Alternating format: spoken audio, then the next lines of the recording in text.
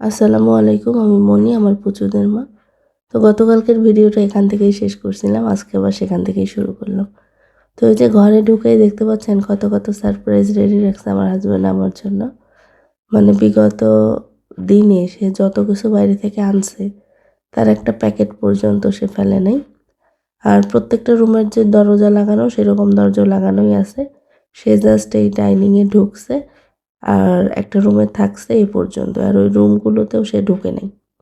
মানে ফ্লোরে এমন পরিস্থিতি মনে হচ্ছে যে উম, ওই যে কি বলবো মাকড়সা জাল করে না, ফ্লোরে পর্যন্ত মাকড়সা জাল করে ফেলছে।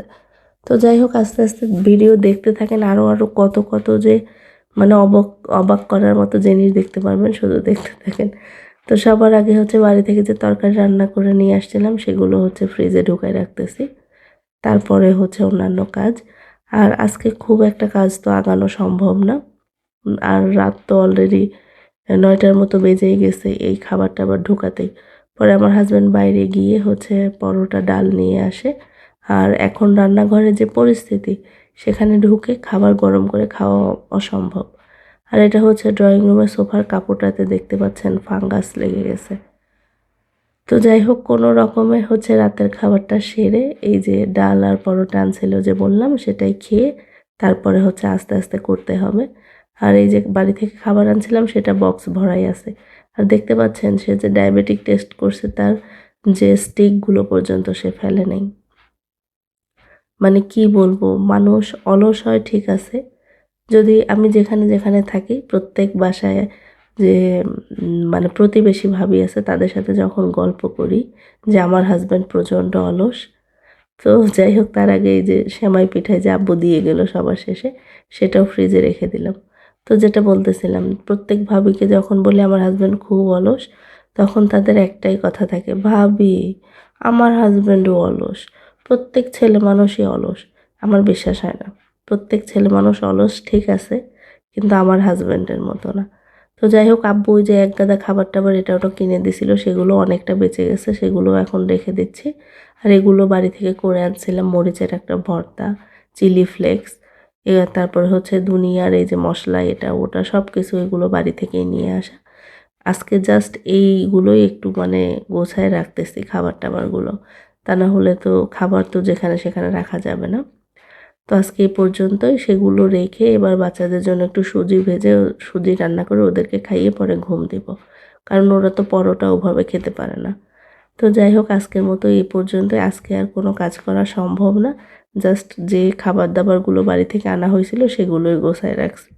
তো এই যে সুজিটা রান্না করা শেষ, এখন বাচ্চাদেরকে খাওয়াবো।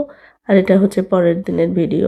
সবার আগে আসছি রান্নাঘরটাকে ক্লিন করার জন্য, কারণ বাঁচতে হলে তো খাইতে হবে, তাই না? আর খাইতে হলে এই পরিবেশে রান্না করা অসম্ভব। অ্যাটলিস্ট আমাকে ভাতটা তো রান্না করতে হবে, তরকারি গরম করতে হবে। এজন্যই সবার আগে রান্নাঘরটাই শুরু করছি। তো দেখতেই পারছেন মানে একদম চুলা, জানালা একদম ফাঙ্গাস ধরে গেছে, সেগুলো সব ক্লিন করছি। এই যে আর ফ্লোরে ময়লাগুলো সব আমি মুছে বের করে ফেলছি আর কি। তাছাড়া ময়লা ছিল না। ধুলোবালি পরিষ্কার করে ওই ময়লাগুলো বের হইছে। আর এইটা হচ্ছে বারান্দা। বারান্দার পরিস্থিতি দেখতে পাচ্ছেন কি ভয়াবহ অবস্থা। আর আমি বাসায় থাকতে বাচ্চাদের খেলনাগুলো এই যে মাঝে ওরা বিরক্ত করতো দেখে লুকায় রাখতাম এই বারান্দায় এনে। ওই অবস্থায় হয়তো আমি বাড়িতে চলে গেছি। সেই খেলনাগুলো পর্যন্ত ঢুকায় নাই ঘরে। আর পাশেই তো ওই যে ইটের খোয়া ভাঙে, সেই লাল ধুলো প্লাস হচ্ছে মেন রোডের রাস্তার ধুলো সব মিলে কি যে একটা পরিস্থিতি, এটা আসলে ফেস না করলে বোঝানো সম্ভব না। তো রান্নাঘর ক্লিন করা শেষ। এখন সবার আগে যেটা নিয়ে বসছি সেটা হচ্ছে এই যে মাকড়সার জালগুলো পরিষ্কার করা। এই মাকড়সার জাল পরিষ্কার না করে অন্যান্য ফার্নিচার-টার্নিচার মোছা যাবে না। কারণ ফার্নিচার পরিষ্কার করে মাকড়সার জাল পরিষ্কার করতে গেলে আবারও ফার্নিচারে ধুলো পড়ে। তো যাই হোক আমি মাকড়সার জাল পরিষ্কার করে সবগুলো ঘর একদম ঝাড়ু দিছি। এইটুক ময়লা দেখে কিছুই ভাববেন না। ময়লা তো সামনে দেখতে পাচ্ছেন। একটা গার্বেজ ব্যাগ অলরেডি ফুল হয়ে গেছে। আর আরেকটা ভরবার এই যে দেখতেছেন যে ৪ বস্তা কাপড়, এগুলো ধুতে হবে। মানে সব কিছু আমি আলাদা করছি। ধোয়ার জন্য এগুলো আলাদা করছি। আর প্রত্যেকটা ঘর মোটামুটি গোছানো শেষ। আর এই যে ময়লাগুলো এখন তুলে ফেলতেছি। কেউ বেলচা কেন ইউজ করতেছি না এটা ভাববে না, কারণ বেলচা দিয়ে এভাবে ধুলো উঠানো যায় না। তো যাই হোক আমি হাত দিয়েই তুলে ফেলতেছি। আর এগুলো হচ্ছে সব বাইরে থেকে আনা, মানে খাবার, ওষুধ সব কিছুর সাথে যে পলি দেয় সেই পলিথিন, আর হচ্ছে খাবারের প্যাকেট। তাছাড়া এমনি অন্য কোনো ময়লা নেই, কারণ সে তো কোনো বাসায় অন্য কাজ করে না, জাস্ট আসে, ঘুমায় আর অফিসে যায়, এই পর্যন্তই। আর সিঁড়ির পরিস্থিতি দেখতে পাচ্ছেন, সিঁড়ি আরও ভয়াবহ, মানে ভয়াবহ ছিল। আমি ওই মাকড়সার জালগুলো আগেই পরিষ্কার করছি আর কি, অফ ক্যামেরায়, যেটা ভিডিও করতে পারিনি। এখন জাস্ট ধুলোগুলো ঝাড়ু দিয়ে রেখে দেব। তো এই ছিল ভয়াবহ পরিস্থিতি। নেক্সট ব্লগে আরও ভয়ানক কিছু দেখাবো ইনশাল্লাহ। জাস্ট দেখতে থাকেন আর অবাক হতে থাকেন। তো কেমন লাগলো ব্লগ অবশ্যই কমেন্ট করে জানাবেন। ভালো লাগলে একটা রিয়্যাক্ট কমেন্ট করে দিবেন। প্রতিদিনের মতো যা বলি সাবস্ক্রাইব করে দিন। আজ এ পর্যন্ত, আল্লাহ হাফেজ।